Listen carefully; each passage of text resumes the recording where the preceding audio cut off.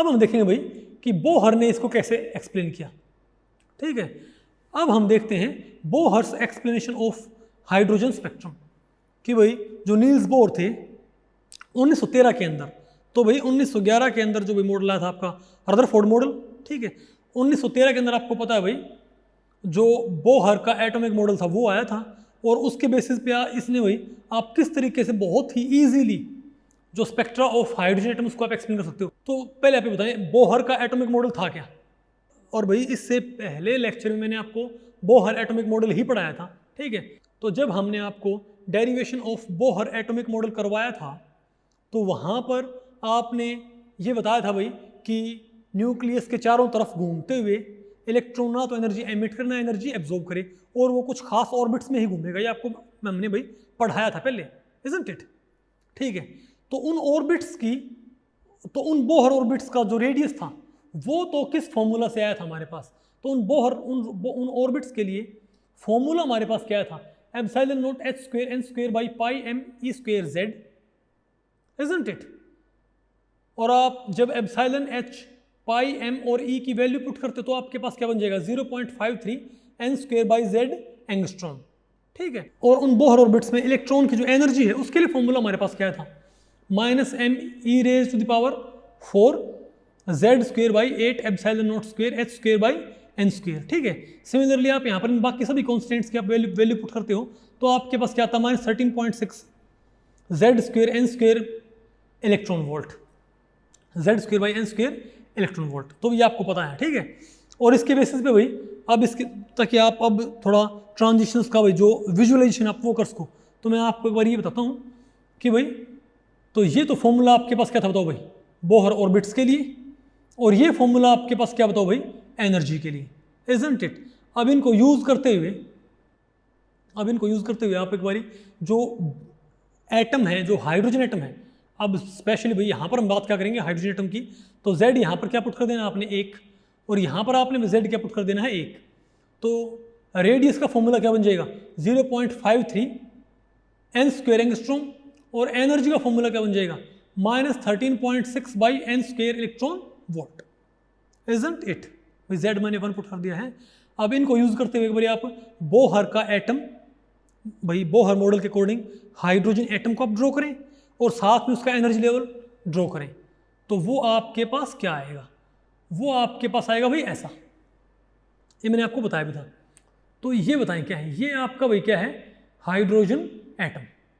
ठीक है, ये हमने वही एटम ड्रॉ कर रखा है, और फॉर्मूला क्या था 0.53 n स्क्वायर एंगस्ट्रॉम, यानी कि 0.53 को अगर मैं भाई क्या मान लेता हूँ, अगर मैं 0.53 एंगस्ट्रॉम को अगर मैं क्या मान लेता हूँ भाई एक कांस्टेंट मान लेता हूँ भाई, मतलब 0.53 एंगस्ट्रॉम इंटू n स्क्वायर होगा ना। ठीक है, अब आप एक काम करें, तो पहला ऑर्बिट कहाँ बनेगा भाई, तो ये ऑर्बिट है पहला ऑर्बिट, ये भाई कितनी दूरी पे है 0.53 एंगस्ट्रॉम पे। ये ऑर्बिट बताओ कहाँ पर है, ये भाई 0.53 एंगस्ट्रॉम के 4 गुना पे। ये बताओ कितना है 0, अरे भाई n स्क्वायर से मल्टीप्लाई है, तो आपने n की वैल्यू 1 पुट की तो 0.53 एंगस्ट्रॉम, 2 पुट की 0.53 एंगस्ट्रॉम इंटू 4, फिर 0.53 एंगस्ट्रॉम इंटू 9, फिर 0.53 एंगस्ट्रॉम इंटू 16, और मैं 0.53 एंगस्ट्रॉम को मैं ए नोट बोल देता हूँ। तो ये कहाँ पर है ए नोट पे, ये बताओ कहाँ पर भाई, अरे भाई ये कहाँ पर है ए नोट पे, ये कहाँ पर 4 ए नोट पे, ये कहाँ पर है 9 ए नोट पे, ये कहाँ पर है 16 ए नोट पे, ये कहाँ पर आएगा 25 ए नोट पे, कहाँ पर आएगा बताओ भाई 36 ए नोट पे।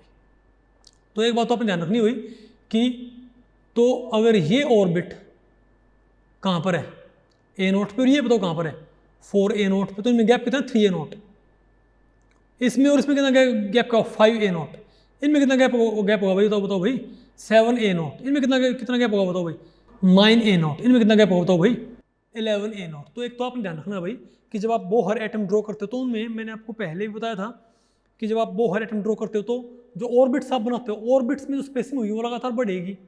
ऑर्बिट्स क्या होनी चाहिए डाइवर्जिंग, यानी कि n1 से n2 जो गैप होगा उससे ज़्यादा गैप किस में होगा n2 से n3, उससे ज़्यादा गैप कहाँ पर होगा n3 से n4, उससे ज़्यादा गैप कहाँ पर होगा n4 से n5, उससे ज़्यादा गैप कहाँ पर होगा n5 से n6, इजंट इट। यानी कि सक्सेसिव ऑर्बिट्स में डिस्टेंस स्केल पे स्पेसिंग लगातार क्या होगी भाई, बढ़ती जाएगी। मैंने बहुत बारी क्या देखा है कि जब बोहर एटम ड्रॉ करते हैं तो ऑर्बिट्स को या तो क्या बनाते हैं, इक्वली स्पेस्ड, या ऑर्बिट्स जब ड्रॉ करते हैं, सर्कल ड्रॉ करते हैं, तो उन सर्कल्स को ही क्या करवा देते हैं भाई, उन सर्कल्स को ही क्या कर देते हैं, कन्वर्जिंग, इजंट इट, जो कि गलत है। ठीक है, तो ये तो हमने क्या किया, ये तो हमने रेडियस वाले फॉर्मूले को यूज करते हुए हमने बताओ भी क्या ड्रॉ कर दिया, बताओ बोहर एटम, ये तो हमने भाई क्या, ये तो हमने क्या ड्रॉ कर दिया, हाइड्रोजन एटम ड्रॉ कर दिया। और अब आप एक काम करें, एनर्जी वाले फॉर्मूले को यूज करते हुए -13.6 electron volt by n square, इसको यूज करते हुए आप यहाँ पर अब क्या ड्रॉ कर दे, बताओ भाई, एनर्जी लेवल डायग्राम। n की वैल्यू 1 पुट की तो क्या हो जाएगा, -13.6 by n square electron volt है ना, n की वैल्यू 1 पुट करो, क्या हो जाएगा -13.6 इलेक्ट्रॉन वोल्ट। फिर क्या हो जाएगा, n -13.6 बाई 4 कितना होता है, -3.4 इलेक्ट्रॉन वोल्ट, -13.6 बाई 9 कितना होता है, -1.511 इलेक्ट्रॉन वोल्ट। और भाई -13.6 बाई इनफाइनाइट कितना होता है, यानी जो इनफाइनाइट भाई ऑर्बिट है उसकी एनर्जी कितनी आएगी, 0। तो भाई ये तो क्या है n1, तो ये आपने ध्यान रखना भाई, ऑर्बिट्स में ये तो हैं ऑर्बिट्स और ये हैं ऑर्बिट्स की एनर्जीज। तो ऑर्बिट्स तो क्या करते हैं, जब आप ऑर्बिट्स ड्रॉ करते हो तो उनको कन्वर्जिंग शो करना, सॉरी उनको डाइवर्जिंग शो करना होता है, उनमें गैप आपको बढ़ाना होता है। आप देखो भाई, इन दो का गैप कम है, इन दो का गैप और ज़्यादा है, इन दो गैप और ज़्यादा है, यानी ऑर्बिट्स क्या होनी चाहिए, डाइवर्जिंग, लेकिन उनके एनर्जी लेवल्स क्या होंगे भाई, कन्वर्जिंग। यानी कि n1 से n2, आप यहाँ पर देखें n1 से n2 सबसे कम डिस्टेंस है, लेकिन n1 से n2 का एनर्जी गैप क्या सबसे ज़्यादा। समझे मेरी बात, मतलब उल्टा है, यानी कि डिस्टेंस स्केल पे ऑर्बिट्स क्या करते हैं, डाइवर्ज, और एनर्जी स्केल पे ऑर्बिट्स क्या करते हैं, कन्वर्ज। ठीक है, तो भाई ऐसे मैंने क्या बना लिया, एनर्जी लेवल डायग्राम। अभी आपको बताएंगे कि भाई ट्रांजिशन कैसे आई है, ओके, ट्रांजिशंस कैसे एक्सप्लेन की। तो ये हमने क्या बना लिया, बोहर एटम, और ये हमारा क्या भाई, एनर्जी लेवल डायग्राम। ठीक है, अब आप ये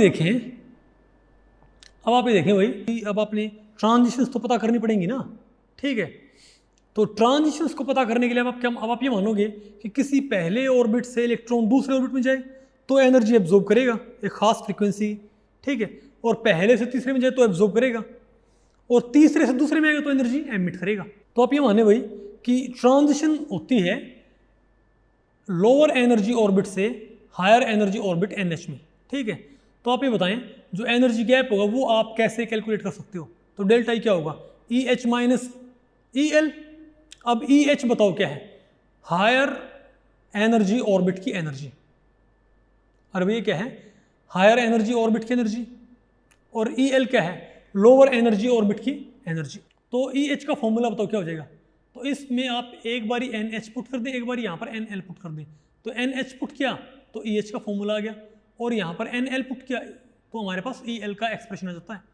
अब EH और EL की वैल्यू यहाँ से उठा के, मैंने आपको पहले ही पढ़ाया था, यहाँ से उठा के आप कहाँ पुट कर दें भाई, इस फॉर्मूला में, इस फॉर्मूला में।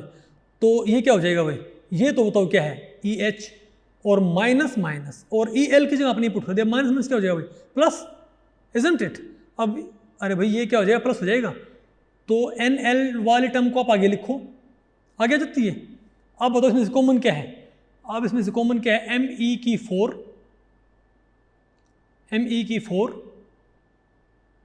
बोलो भाई, ME की 4 Z square by 8 epsilon naught square H square. बोलो भाई इसमें क्या कॉमन है ना, ये कॉमन निकाल लिया, ME की 4 8 epsilon naught square H square, और ये क्या है भाई, Z स्क्वेयर, और इनटू क्या है, minus into 1 by NL square minus 1 by NH square. Isn't it, कुछ आपको पहले पढ़ रहा है, वेरी गुड। ठीक है, अब आप ये देखें भाई कि E क्या होता है, H न्यू, और E is equal to nu क्या होता है, C बाई लेमडा। तो E क्या बन जाएगा, E is equal to HC by lambda, और 1 बाई लेमडा क्या होता है, न्यू बार। तो आप ये बताएं कि अगर मैं, तो E की वैल्यू क्या होती है, HC न्यू बार होती है ना। यानी अगर आप वेव नंबर को आप किससे मल्टीप्लाई करते हो, जूल से, सॉरी आप वेव नंबर को किससे मल्टीप्लाई करते हो, HC से, तो क्या बनती है, जूल। तो सिमिलरली अगर आप न्यू बार आपको निकालना हो तो एच सी को इस तरफ फेंक दें, तो ई बाई एच सी क्या हो जाएगा, न्यू बार। एक तो भैया आप इसको ऐसे कैलकुलेट कर सकते हैं, आप एक सिंपल काम करें, यहाँ पर डेल्टा ई था ना, तो डेल्टा ई है तो एक एनर्जी गैप ही, डेल्टा ई है तो एक एनर्जी गैप ही, एनर्जी तो है, एनर्जी गैप तो एनर्जी होती है, तो डेल्टा ई को मैंने क्या पुट कर दिया, एच सी न्यू बार। यहाँ पर न्यू बार भाई जो एनर्जी गैप है ना उसके कोरस्पॉन्डिंग जो इलेक्ट्रोमैग्नेटिक रेडिएशन है, जो एनर्जी गैप है उसके कोरस्पॉन्डिंग जो क्या है इलेक्ट्रोमैग्नेटिक रेडिएशन, उसका वेव नंबर उसको रिप्रेजेंट करता है यहाँ पर न्यू बार। ठीक है, तो एच सी को आप इस तरफ फेंक दें। ठीक है, तो बताओ आपके पास क्या आएगा, आपके पास आएगा भाई, तो एच सी को अब आप यहाँ फेंक दें तो ये एच यहाँ पर एच क्यूब कर देगा और सी यहाँ पर आ जाएगा। ठीक है बात। और अब कमाल की बात ये होती है कि जब आप E4m8 एप्सिलॉन नॉट C और H की वैल्यू पुट करते हो ना, तो वही नंबर आता है जो कांस्टेंट रिडबर्ग ने बताया था। मतलब आप simply Me(4)8 epsilon naught square C H cube को आप यहाँ पर क्या पुट कर सकते हो, R, यानी आपने एक तरह से रिडबर्ग इक्वेशन आपने डिराइव कर ली है, आपने रिडबर्ग कांस्टेंट भी आपने क्या कर लिया भाई, डिराइव कर लिया है। ठीक है, तो न्यू बार आपके पास क्या आता है, are Z square into 1/NL² minus 1/NH², isn't it. अब आप ये बताएं, अगर मान लिया तो ये तो भाई आपके पास ये फॉर्मूला आ जाता है। तो देखो रिडबर्ग ने जो फॉर्मूला दिया था ना, वो तो स्पेक्ट्रल लाइन सिर्फ किन की डिटरमाइन कर सकता था, सिर्फ और सिर्फ हाइड्रोजन एटम के लिए, लेकिन ये फॉर्मूला जितनी भी हाइड्रोजन लाइक स्पीशीज हैं उन सभी पे आप अप्लाई कर सकते हो। आप इसको लिथियम 2 पॉजिटिव के ऊपर आप अप्लाई कर सकते हो, आप इसको हीलियम 1 पॉजिटिव के ऊपर आप अप्लाई कर सकते हो, इसको आप बेरिलियम 3 पॉजिटिव के ऊपर अप्लाई कर सकते हो। ठीक है, आपने सिर्फ भाई Z भी आपने पुट करना है। ओके, लेकिन ध्यान ये रखना है कि लोअर एनर्जी ऑर्बिट NL है और हायर एनर्जी ऑर्बिट क्या है भाई, NH। ओके, तो आप जब यहाँ पर हाइड्रोजन, क्योंकि हम यहाँ पर स्पेशली क्या पढ़ रहे हैं, हमारा फोकस इसके ऊपर है हाइड्रोजन एटम के ऊपर, तो Z की वैल्यू क्या है 1, तो हाइड्रोजन लाइक स्पीशीज के लिए ये हो जाता है, और हाइड्रोजन के लिए Z आप 1 पुट करें तो आपके पास आ जाएगा R into 1/NL² minus 1/NH², यानी कि भाई अब आप ये बताएं, रिडबर्ग के फॉर्मूले ने भाई हाइड्रोजन एटम का स्पेक्ट्रा एक्सप्लेन तो कर ही दिया था भाई, सिर्फ रिडबर्ग को ये नहीं पता था कि फॉर्मूला कहाँ से आया। अब अगर मान लिया बोहर एटॉमिक मॉडल रिडबर्ग का फॉर्मूला थ्योरेटिकली प्रोवाइड कर रहा है हमको, इसका मतलब ये है ना कि भैया हमारे पास हाइड्रोजन एटम का जो स्पेक्ट्रा है उसका थ्योरेटिकल इंटरप्रिटेशन आ चुका है। ठीक है, ओके। और ये ध्यान रखना भाई, जब बोहर ने ये चीज़ इन्वेंट की थी तो उस वक्त सिर्फ 3 ही सीरीज के बारे में मालूम था, लाइमन सीरीज, बाल्मर सीरीज और भाई पास्चन सीरीज। उस वक्त तक जो ब्रैकेट और पिफोर्ड सीरीज हैं उनके बारे में किसी को मालूम नहीं था। हाँ, ये तो मालूम था कि भाई ये सीरीज आएंगी, लेकिन किसी ने उनको भाई एक्सपेरिमेंटली हासिल नहीं किया था। ओके, ठीक है। तो भाई अब तो भाई बहुत सिंपल है। अब बताओ लाइमन सीरीज कैसे आएगी, बताओ। NL की वैल्यू क्या होगी 1, NH की वैल्यू आप बताओ क्या पुट करो भाई 2, 3, 4, 5 एंड सो ऑन। रीजन क्या होगा इसका UV, और भाई फर्स्ट लाइन कहाँ बनेगी जब आप यहाँ पुट करो वैल्यू, अरे भाई यहाँ पर NL की वैल्यू 1 पुट करो, यहाँ पर आप क्या पुट करो 2 पुट करो, बताओ। तो 1 माइनस 1/4 कितना आएगा बताओ भाई 3/4, इजंट इट। और लास्ट लाइन बताओ यहाँ पर क्या, ये बताओ लास्ट लाइन, अरे भाई NL आपने 1 पुट करना है, NH आपने क्या पुट करना है इनफाइनाइट, तो 1/इनफाइनाइट क्या होता है 0, तो 1/1 बताओ क्या होगा आपका 1R, इजंट इट।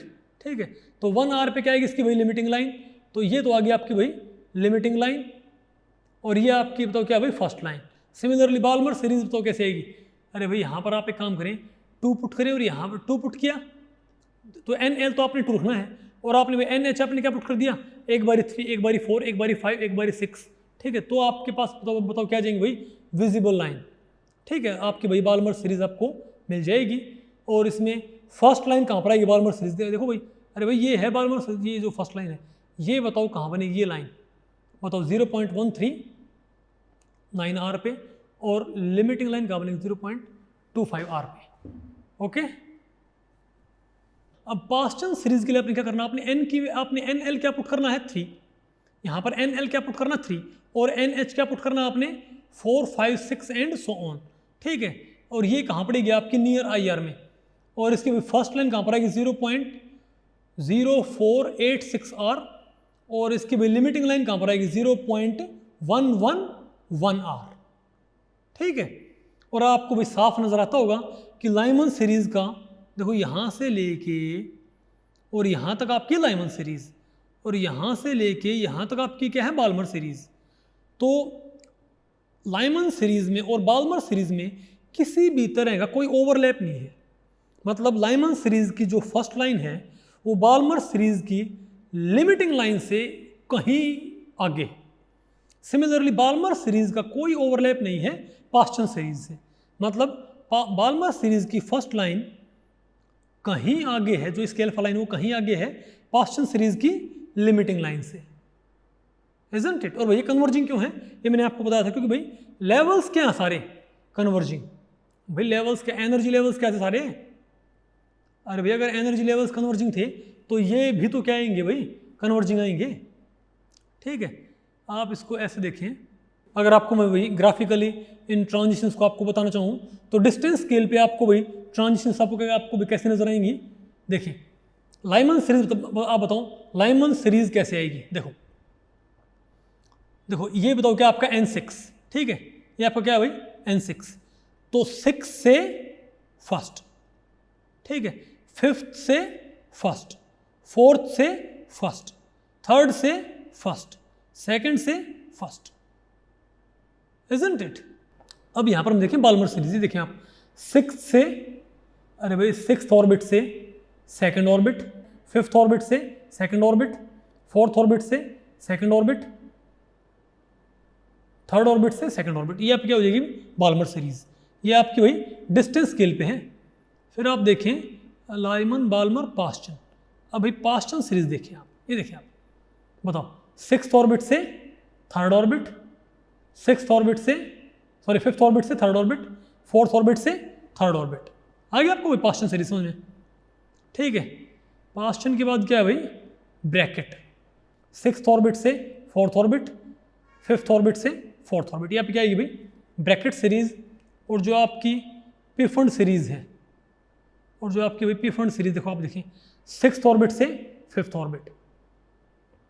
अब आप एक बात गौर करें कि भाई डिस्टेंस, ये तो क्या है ट्रांजिशंस डिस्टेंस स्केल पे, और ये बताओ क्या है ट्रांजिशंस भाई, ये है आपकी ट्रांजिशंस भाई एनर्जी स्केल पे। अब डिस्टेंस स्केल पे ऑर्बिट्स क्या होते हैं डाइवर्ज, एनर्जी स्केल पे ऑर्बिट्स क्या करते हैं कन्वर्ज। यानी कि दो सक्सेसिव ऑर्बिट्स डिस्टेंस वाइज तो दूर जाते हैं, लेकिन दो सक्सेसिव ऑर्बिट्स की जो एनर्जी है वो घटती जाती है, आपको पता होगा, ठीक है ना। इसे आप देखो भाई N1 से N2 का गैप क्या है बहुत ज़्यादा, और N2 से N3 का गैप क्या है कम, 3 से 4 गैप और कम, 4 से 5 गैप और कम, और भाई 5 से 6 का गैप और कम, इजंट इट। ये गैप लगातार घटता जाएगा। तो क्योंकि ये एनर्जी लेवल्स क्या करें सारे कन्वर्ज कर रहे हैं, तो इनसे अराइज होने वाली ट्रांजिशंस भी क्या करेंगी भाई कन्वर्ज करेंगी, ठीक है। तो पहली ट्रांजिशन तो बताओ कौन सी, तो लाइमन सीरीज को आप बताओ यहाँ से कैसे आप चेक करोगे। तो एनर्जी स्केल पे आप लाइमन सीरीज को आप कैसे भाई विजुअलाइज करोगे। देखो 2 से 1, 3 से 1, 4 से 1, 5 से 1, 6 से 1, इजंट इट। ये आपकी है लाइमन सीरीज। बाल्मर सीरीज बताओ क्या है आपकी, बोलो भाई 3 से 2, 4 से 2, 5 से 2, 6 से 2। पास्चन सीरीज क्या है आपकी 4 से 3, 5 से 3, 6 से 3। ब्रैकेट सीरीज क्या है आपकी 5 से 4, 6 से 4। पिफंड सीरीज क्या है आपकी 6 से 5, इजंट इट।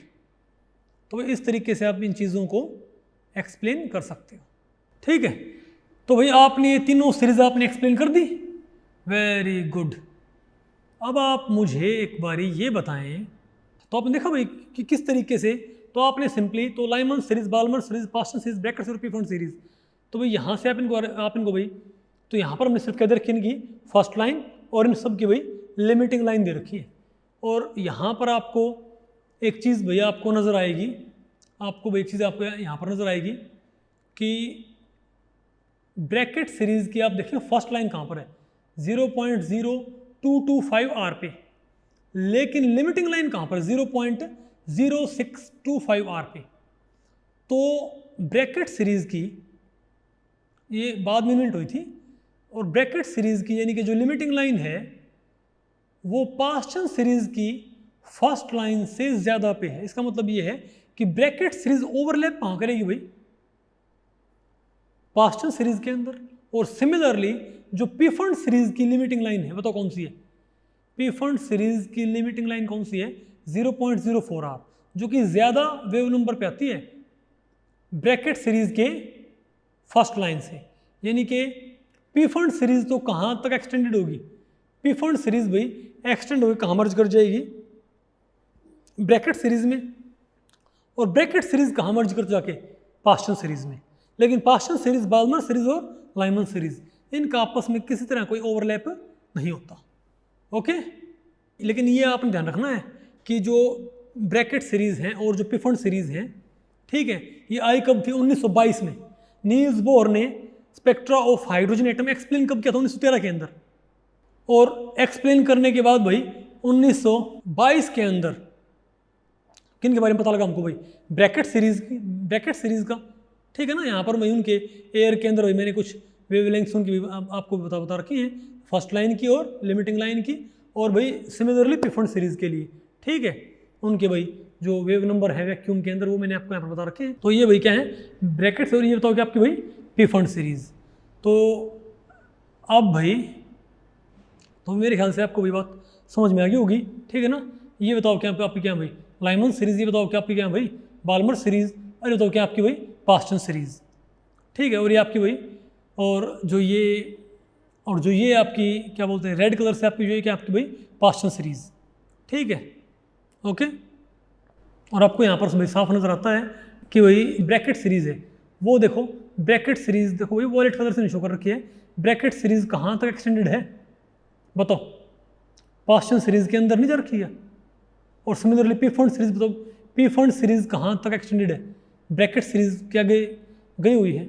और ये भाई आपकी एक हम्फ्री सीरीज भी होती है 1953 में भाई मालूम की गई थी। ओके।